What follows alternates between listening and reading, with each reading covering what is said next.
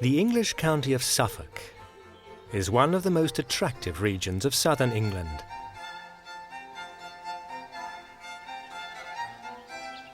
And many of its physical features have hardly changed in centuries. We know what this rural landscape looked like in the early 19th century because it provided the inspiration for an artist considered to be one of the greatest of the English masters, John Constable. Constable, I suppose, remains best known as the painter of the archetypal image of the British countryside. But although that is a considerable achievement in itself, we should also remember that there was a very genuine freshness to his work, particularly in his studies, and he really did introduce new ways of studying and describing nature, which to some extent had much wider implications than simply the celebration of the English countryside. His paintings are to be seen in many galleries, particularly the National Gallery and the Tate over here. His best pictures, I think, are really those which concern the landscape of Suffolk in its most pristine state. Constable's main achievement was to draw attention to and persuade people to appreciate the simpler, humbler aspects of nature, of the countryside, because after all, in the earlier part of the 18th century, with its emphasis on the picturesque, nature was something which was to be manipulated in painting. And he, very much, the message was from Constable that landscape should be appreciated in its own right. John Constable was born on June the 11th, 1776, in East Bergholt, a Suffolk village near the River Stour. The Stour was important to Constable's father, Golding. He was a successful corn miller whose produce was taken by river to the coast and then down to the bustling markets of London. The Constable family were well off, and Golding's wife Anne bore him 6 children, of whom John was the 4th. Constable was educated locally, at the school in Dedham, a village on the other side of the Stour. His interest in art led him to become friends with John Dunthorne, village glazier and amateur painter. When Constable was 19, he became acquainted with a more significant artistic figure, Sir John Beaumont, also an amateur painter, but a man with far greater influence than a rural craftsman. Importantly for Constable, Beaumont owned a European painting, Hagar and the Angel, one of the finest works of a 17th century French master, Claude Lorrain. We should remember that while on the one hand Constable is painting his native countryside, he still very much believes in the traditions of art, and he believes in the qualities of design, composition, observation of light, and all those other qualities that he felt Claude had managed to master in his landscapes. Hagar and the Angel has a vertical format. Landscape is usually a horizontal format. And this vertical format was relatively unusual. And in it, Claude had explored, as always, his classicizing way of making a picture, that is, framing trees at the foreground, a great recession into distance. And Constable's response to this is definitely to be found in some of his works like Dedham Vale, where he also used the unusual vertical format, and where, although he doesn't have a biblical subject, instead he has the subject of Dedham Church. Hagar and the Angel was not the only work to inspire Constable. He also admired the achievements of a fellow man of Suffolk, Thomas Gainsborough, an English master whose life had only recently ended. Gainsborough's portraits were famous across England, but his real passion had been for the then unfashionable art of landscape. Constable was impressed. Gainsborough was very much interested in landscape painting, but of course he had to make a living, so he mainly earned his living through painting portraits. But whenever he had the opportunity, he used to escape to the countryside and paint there. Gainsborough had died when Constable was a very young boy, and he wouldn't have known him personally. But Gainsborough at that time, perhaps rather surprisingly, had a reputation more as a landscape painter than as a portrait painter. And he was seen as the person who had, so to speak, first made the portrayal of British landscape interesting. In 1799, Constable spoke of seeing Gainsborough in every hedge and hollow tree that he saw in Suffolk. He was now convinced of his destiny as an artist. In 1799, John Constable persuaded his father to let him follow in Gainsborough's footsteps. That year, he travelled to London to study at the Royal Academy. At 23 years old, Constable took rooms near what is now Oxford Street and quickly set about his academy studies. This self-portrait in pencil was drawn shortly after his arrival in London, a small image whose interest lies in its subject matter rather than any great display of technique. Constable was a troubled student. His art was unremarkable. He missed Suffolk, and he soon realised that his ambitions to be a landscapist were at odds with the tastes of the Academy. But he stuck to his guns. In May 1802, he wrote to his old Suffolk friend, John Dunthorne, his words famously summing up what he intended to achieve as an artist. "I shall return to Bergholt, where I shall endeavour to get a pure and unaffected manner of representing the scenes that may employ me. There is room enough for a natural peinture." I think he thought that there were enough people painting portraits and history pictures and that sort of thing, and that there were very few people in England actually painting landscape pictures, and he felt that he had to pursue that aim for himself. The hierarchy of painting rated landscape fairly low in any case, lower than the history subject and lower than the portrait. And the only way to elevate landscape was to combine it with mythologies or with biblical text. This was not for Constable. He was far more interested in the particularity of nature, in its true colours, its true formations. He said that there was far more moral feeling in a landscape than in the shaggy posterior of a satyr.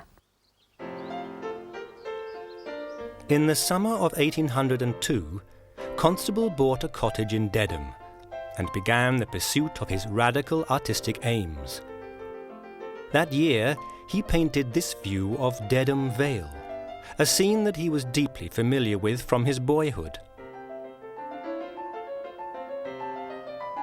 The arrangement of the painting was decisively influenced by Claude's Hagar and the Angel, but we can also see here the first signs of Constable's own naturalist approach. At the time, landscapes were normally brown in tone. An 1802 viewer would have been surprised at the dominance of green in this small canvas.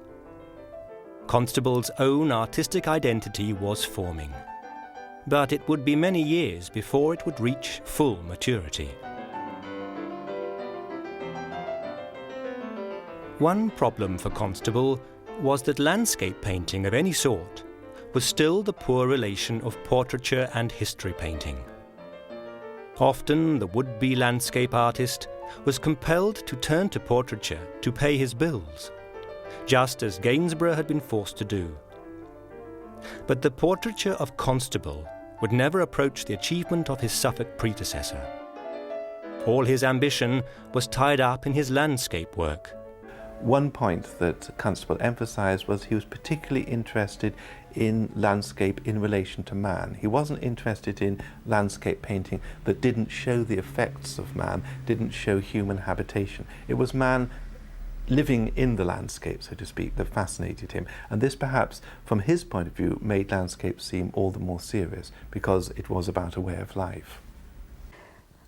I think in raising all our perceptions of what landscape painting is about, in approaching nature with fresh eyes, and in lifting that once humble genre to something of much greater breadth of interpretation and breadth of meaning, he believed that nature was the work of a benign God, and in that way he invested his landscapes of his native Suffolk with a spiritual meaning. And I think that this spiritual dimension is extremely important in our understanding of what appears to be the humble and the everyday.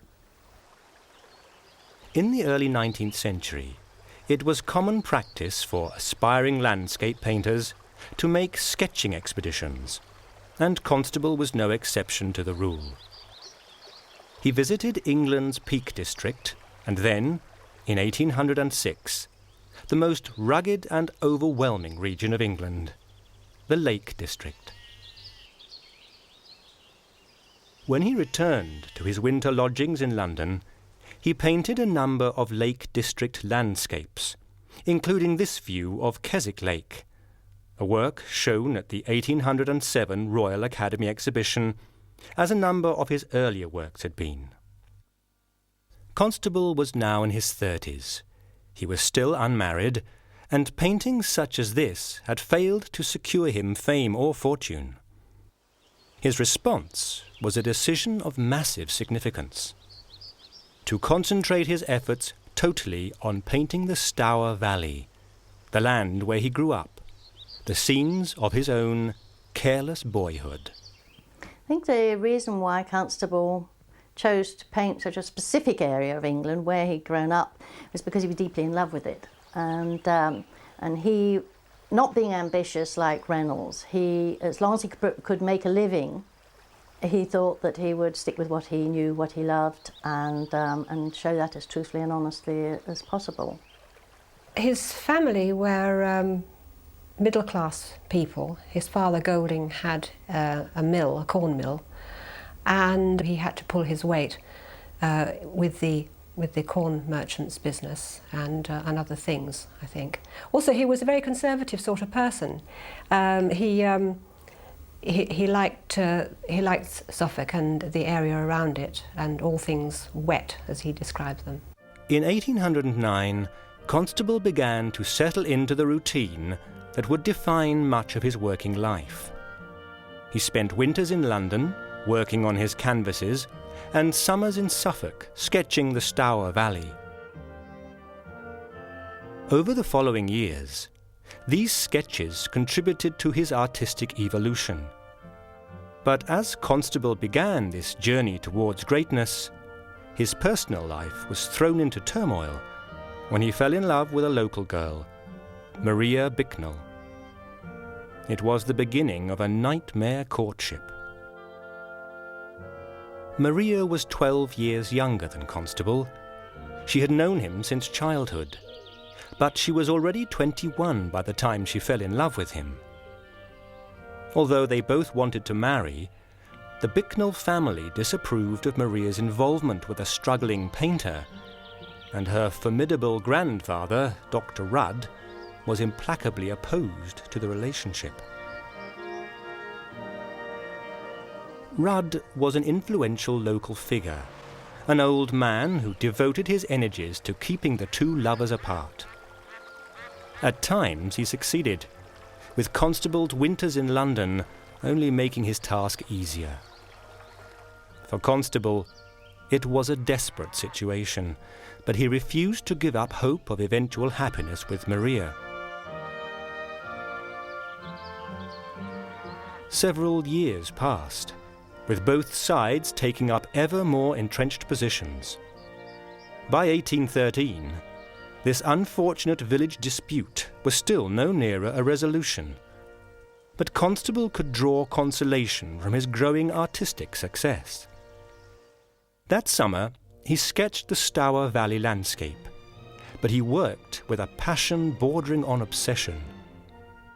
The dozens of small pencil drawings that survive represent an exhaustive and technically solid visual record of the rural environment he knew so well.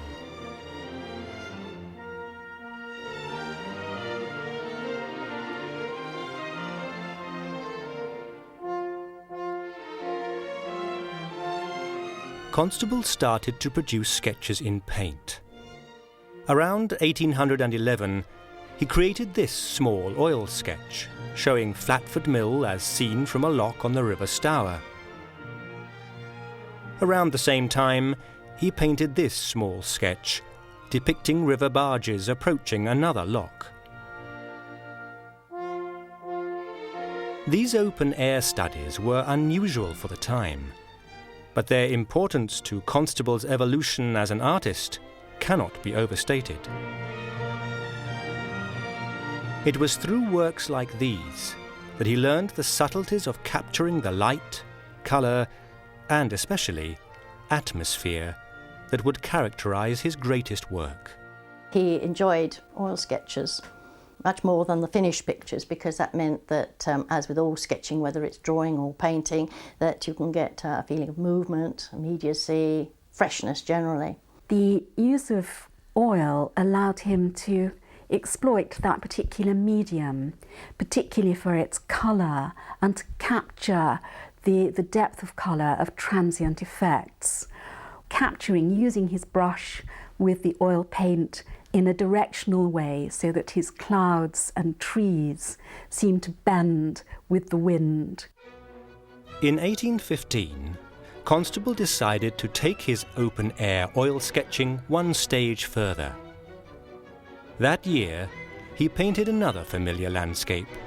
This image depicts his father's boatyard, where we can see a barge under construction, a typical scene in the Stour Valley of the time. The real difference was that Constable painted this scene in the open air.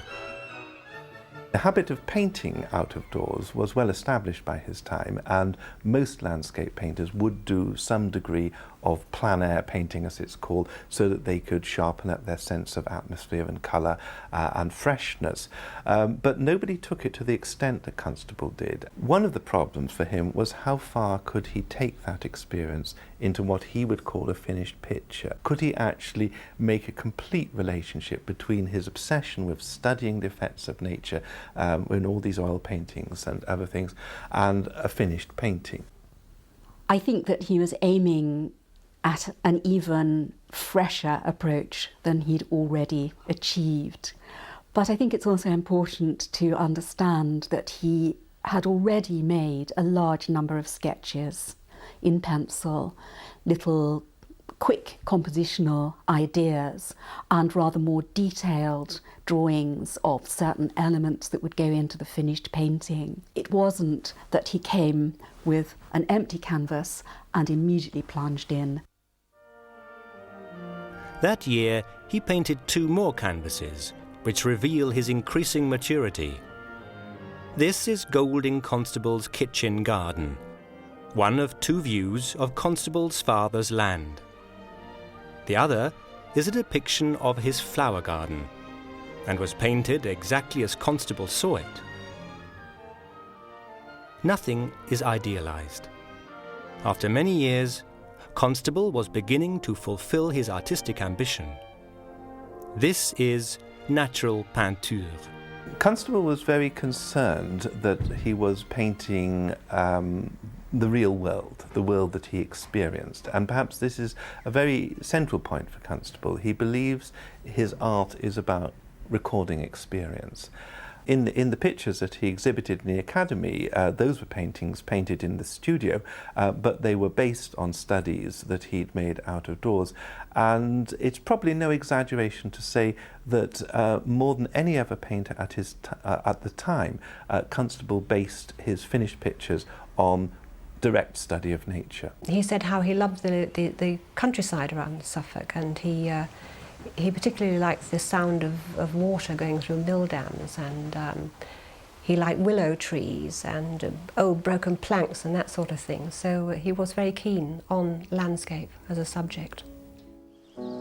That year, Constable's personal life underwent radical change. In 1815, his mother Anne died, and Constable was too distraught to attend her funeral. His devotion is clear in his portrait of her. He also painted a fine image of his father, to whom he was similarly attached.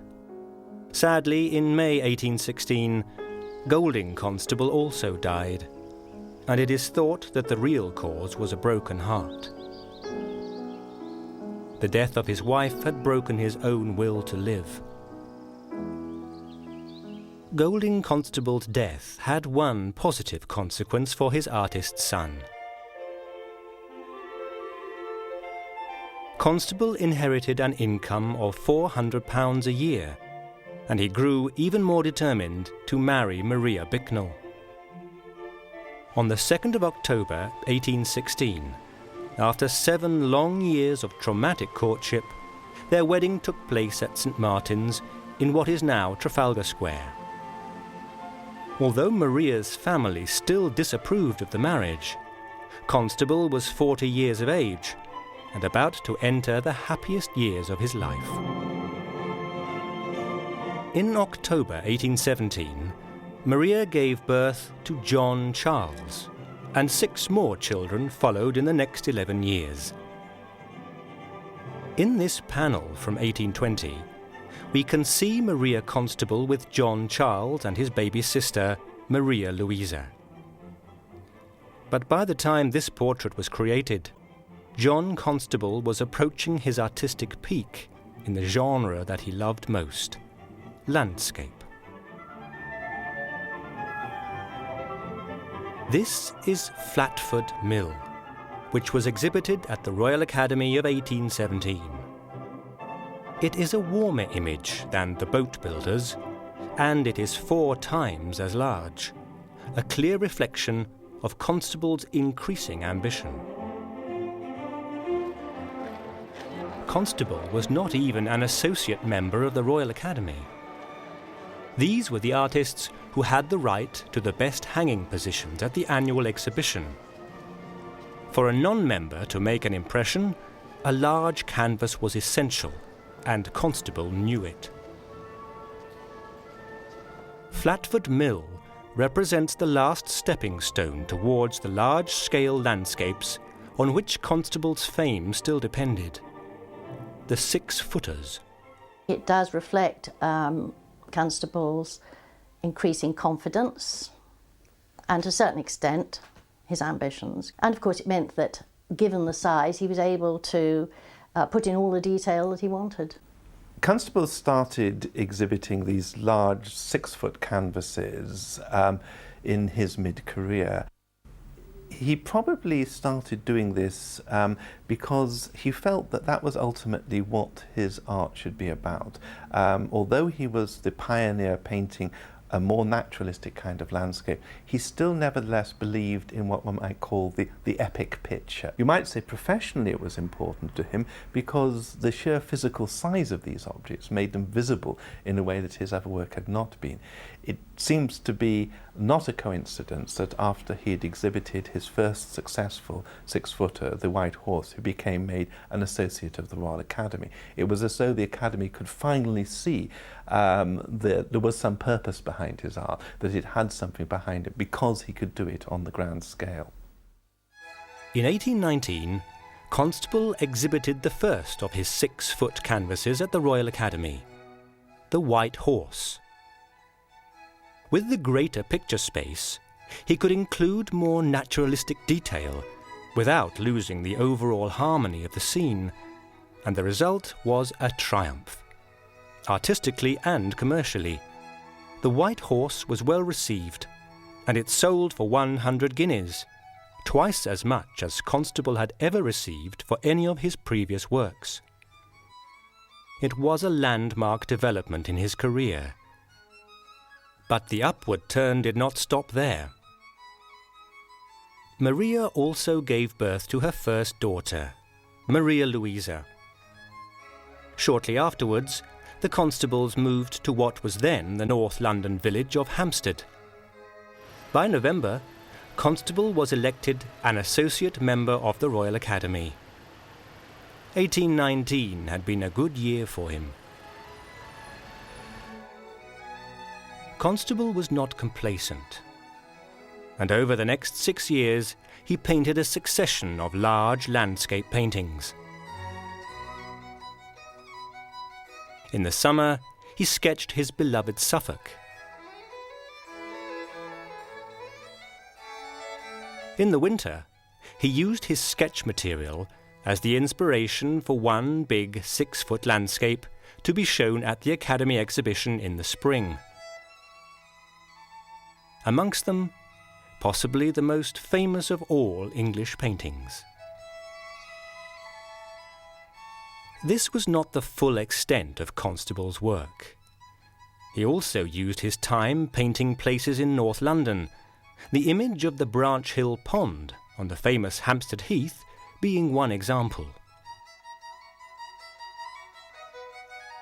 Earlier landscapes, such as Flatford Mill, had proved that Constable was able to convey a strong sense of atmosphere through his sky painting.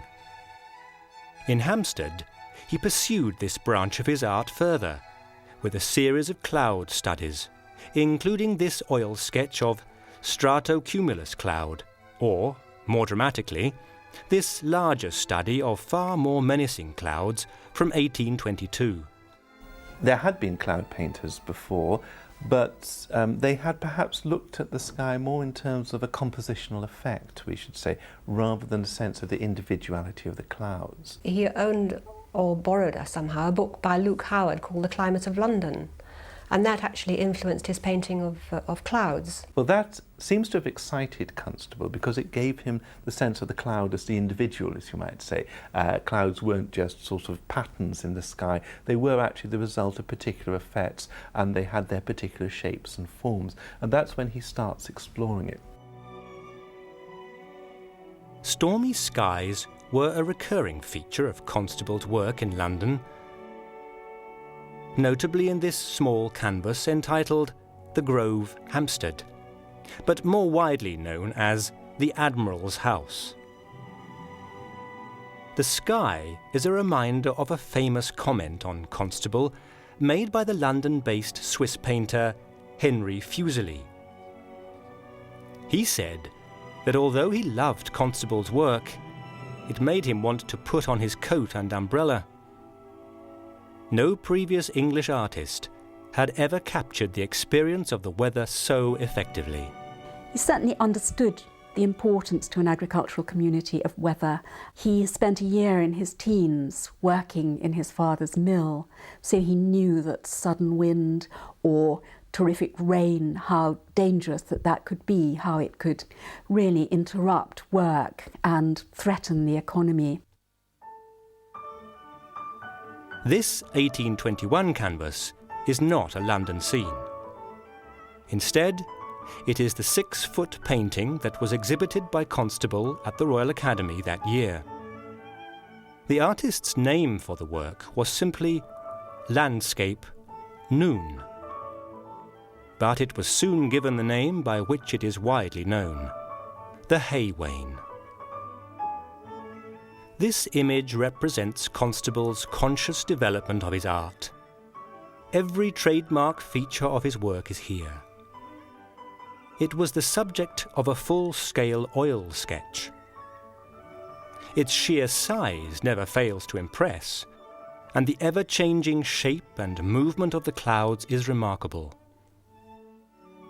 Some students of Constable believe that these clouds were seen by the artist during a sketching session in Hampstead, before being incorporated into a complete landscape painting.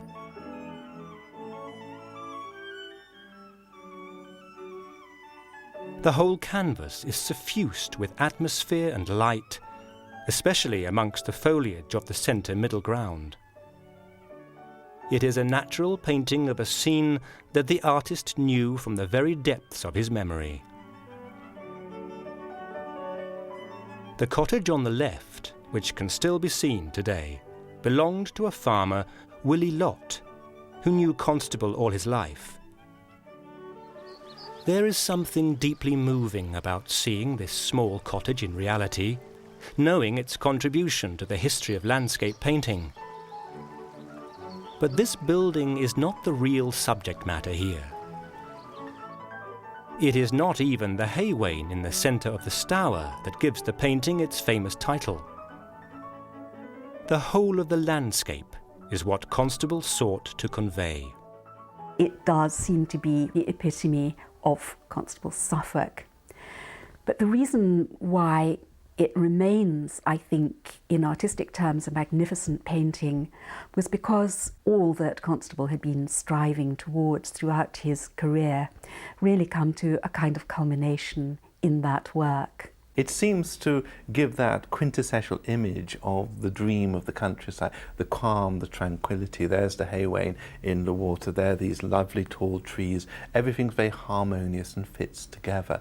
And perhaps to some extent, it just happens to be a place where he's managed to finally crack it in terms of design, to get something that fits very, very harmoniously together, and which there seems to be a perfect relationship between the balance of the composition and the sense of tranquility in the picture itself. He didn't actually draw the hay wain himself. He got John Dunstable to draw it and send it to him to be incorporated into the picture. So you have several strands in that picture. You have the water and the hay wain resting in the water, and then in the distance there are these figures harvesting. So it's a very interesting sort of picture, and I think quite often we don't really realise how marvellous it is. The hay wain was the culmination of Constable's artistic development. But when it was first shown in 1821, it failed to find a buyer. It soon found some significant admirers, including the French Romantic painter Théodore Géricault, and the painting was eventually purchased by a French art dealer. It was then shown at the Paris Salon exhibition of 1824, where it stole the show. It won the gold medal and made a powerful impression upon the second giant of French Romantic painting, Eugène Delacroix. They would have appreciated the fact that his approach was fresh and honest and exact, whereas so much of their landscape painting was idealised. I think that with the hay wain, it becomes regarded more and more as what you might call almost the classic image of the English countryside. The more people become urbanised, the more they seem to need this image of the fresh and calm view of nature that it presents. And perhaps that's the reason why it goes on being popular, something that perhaps has very little to do with that initial success it had, except for that in both cases it's indicating a sense of freshness and rural calm. The success of the hay wain proved the value of Constable's commitment to natural peinture. He had triumphed over professional and personal difficulties, and he had now earned the respect of great fellow artists. His strong faith in his own artistic vision can be seen as admirably romantic in nature, but it did cause problems at times, as when he was commissioned to paint this view of Salisbury Cathedral. When the work was completed, the Bishop of Salisbury was unhappy with the trademark Constable sky. He wanted the clouds removed, but Constable stood firm, arguing his case in correspondence which survives to this day. A series of letters that show that the artist was fully aware of his own value and prepared to defend it in argument. Once again, this is an admirable trait. But there is no doubt that, on occasions, Constable's self-belief did lapse into arrogance and hostility. I think it might be possible to describe Constable as being rather insular.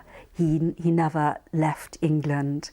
Indeed, I think he would probably have preferred never to have left Suffolk. He was not someone who was easy in company. He was really on the whole, rather awkward, rather sensitive. He was quite melancholic, and this comes out very much in his last years when he felt very isolated and rather embittered by what he felt was not receiving the kind of treatment he deserved. He could be quite sharp and waspish in his criticism. So one feels there's another side to Constable. His public face is very much of the absolutely decent English gent, and yet I think there's a hint of something a little sharper there as well. His friend John Fisher, in a letter, described him as being rather irascible and very short-tempered and inclined to take offence. So whether this was so, I'm not quite sure. But he had a rather hard life. He didn't become a Royal Academician until he was 54, for example, whereas Turner was an academician at the age of 27. I think these factors rather went against him, and so he got rather disturbed from time to time. Constable may have been moody and difficult, but by the mid-1820s, he had one valid reason for being unhappy, a reason reflected in his later work. This is Chain Pier Brighton, an 1827 canvas which represents Constable's finest achievement in the difficult art of seascape. But Constable hated the seaside resort culture that he found in Brighton. The only reason he was there was for his wife Maria, who was gripped by tuberculosis. He took Maria to Brighton for her health, and in her last months he executed a number of paintings there. It was a place that he absolutely loathed. He referred to it as Piccadilly on Sea. The sky, the stormy sky, the evil weather would have been, in a sense, very much a part of Constable's own mood of desolation at the time. In January 1828, Maria Constable gave birth to her seventh and last child, Lionel. She died at the end of 1828, and Constable described Maria's death as having completely changed the face of his world.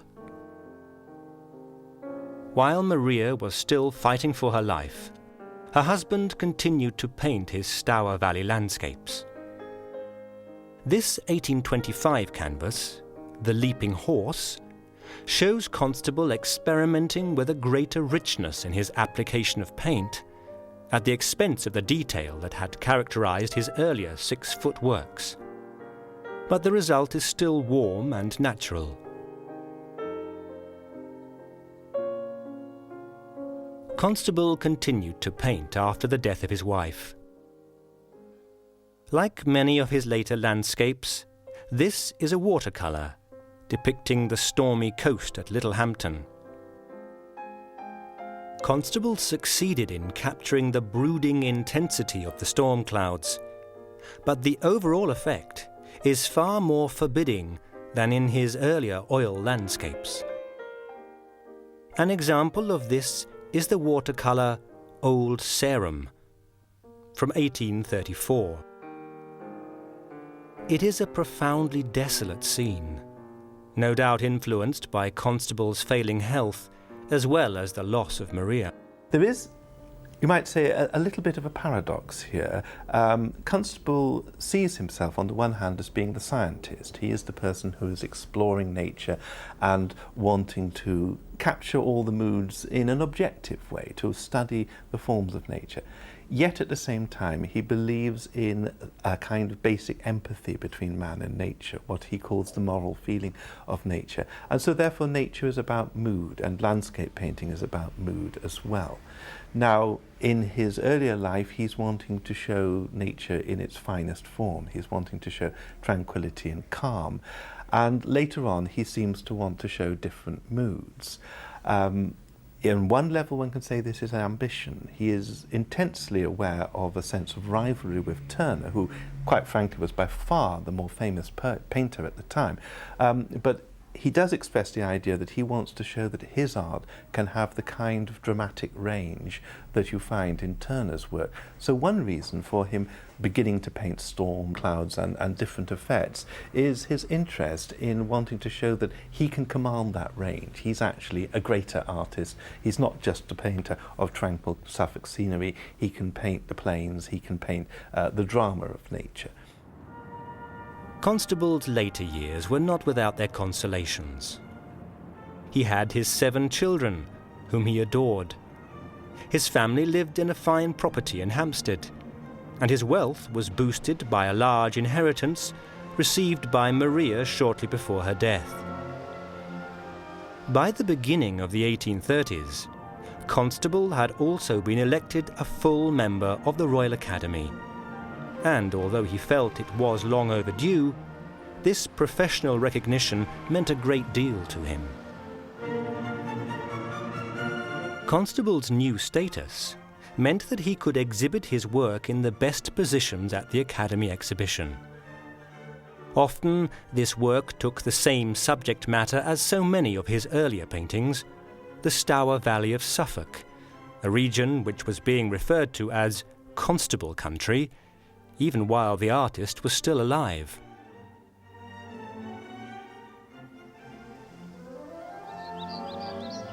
The Valley Farm is a familiar image, an unmistakably autumnal image. It was a commercially successful image. Its price of £300 at the 1835 Academy was a reflection of Constable's elevated status.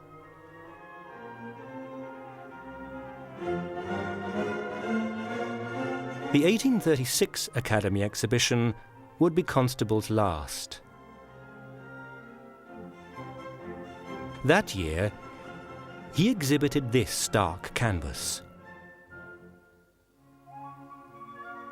The Cenotaph, a chilly image which represents Constable's tribute to a previous English master, the man who had been the founding president of the Royal Academy, whose membership meant so much to Constable. One can see throughout Constable's life there is a sense of debt to Reynolds, and in his own letters Constable is constantly quoting from Reynolds. So I think although Constable, should we say, disagreed with the Academy in the sense that he wanted to give a higher status to landscape painting, and particularly to the painting of local landscape, which the Academy found hardest to accommodate because that seemed the humblest kind of landscape painting. Nevertheless, he was still indebted to the Academy for having given him a sense of the dignity of art and also for initiated his serious training.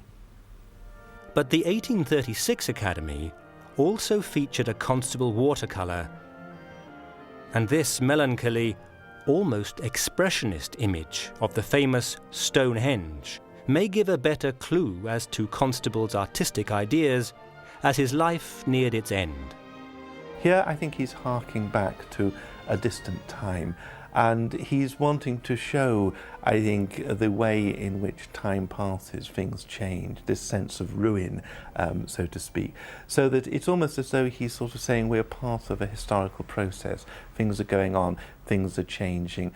This is where Britain was once, this is the past, and now it's going on into other things. So I think it's part of an idea to actually show historical development and historical change. Stonehenge, the painting of Stonehenge, is also a part of a landscape which contains the double rainbow. And rainbow effects were thoroughly understood by Constable. We find him sketching in his Hampstead years when rainbows occur, noting the colours, and as he does with clouds, discarding the theories about light and colour in rainbows that he felt were nonsense.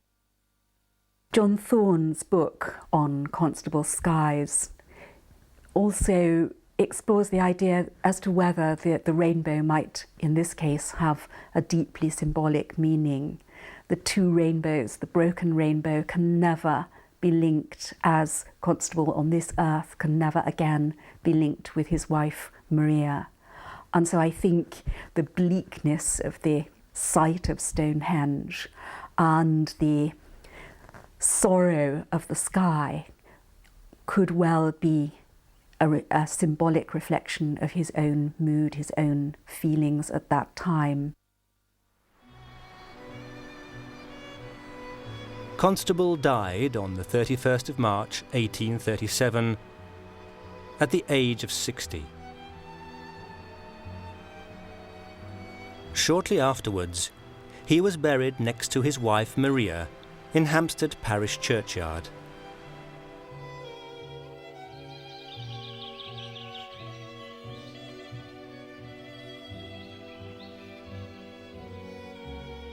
Over the course of his career, he had slowly and painstakingly trained himself into a painter of the highest order.